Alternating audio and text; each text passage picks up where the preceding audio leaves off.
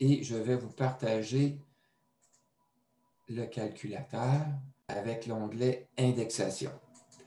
Alors, cet onglet-ci est présenté un peu comme on a vu avec l'onglet Pertes, où c'est séparé en deux blocs. On a un bloc d'information après 65 ans et un bloc d'information avant 65 ans.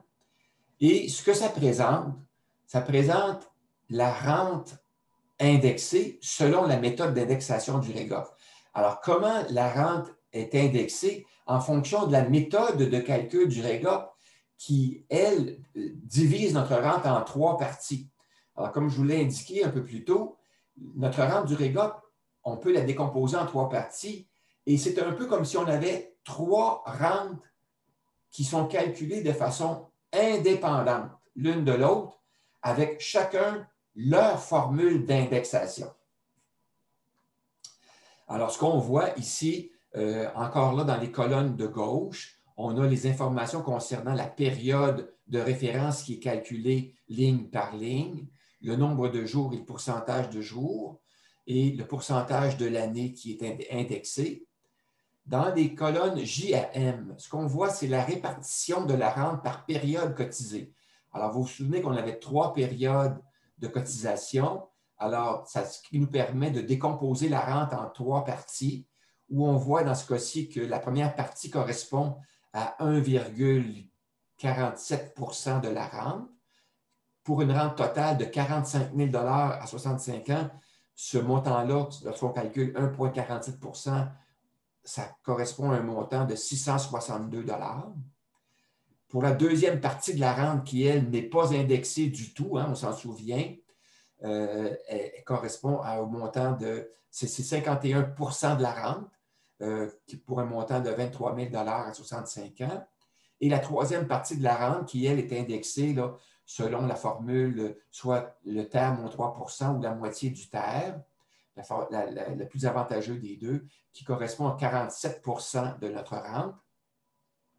Alors, la répartition étant ici, et c'est cette répartition-là qui va servir à faire les calculs pour chacune des années de la rente, chacune des années de notre rente. Enfin, à droite, ce qu'on a, c'est l'indexation par période cotisée. Donc, pour chacune des périodes, on a ici le pourcentage de rente, le montant de rente, et on a le calcul qui est fait pour calculer l'indexation. Alors, pour la première partie de la rente est indexée au terre, c'est-à-dire 2 %. On a choisi 2 % pour le terre, donc 2 %, ce qui va donner pour cette année-là 13 $. Pour la deuxième partie de la rente est indexée au terre moins 3 %, qui correspond à 0 pour nous, 0 %. Donc, ça va nous donner un montant de 0 parce que le terre est à 2 %. Ensuite, pour la troisième partie de la rente, la formule, c'est le terre moins 3 % ou 50 % du terre. Avec un terre de 2 %, ça va nous donner un résultat de 1 %, c'est-à-dire 50 % du terre, ce qui va nous donner un montant de 21 171 $ à 1 % d'indexation, ce qui va nous donner 212 $, ce qui nous donne une indexation totale de 225 $, ce qui correspond à 50 % de notre rente. Voilà. Alors, donc, les calculs sont faits à partir de ces données-là. Ils sont faits année par année avec les pourcentages au fur et à mesure. Et on a les calculs, les bases de calcul à partir de 65 ans qui sont données ici. On avait les bases de calcul en haut pour la partie avant 65 ans, ici 45 000 $, et la partie à partir de 65 ans avec le montant de base de 35 512 $.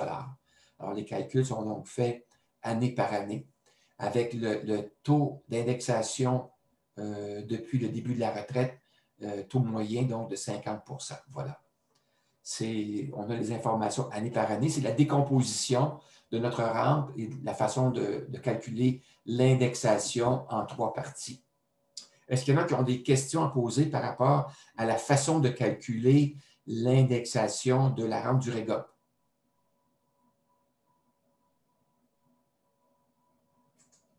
Il n'y a pas de questions.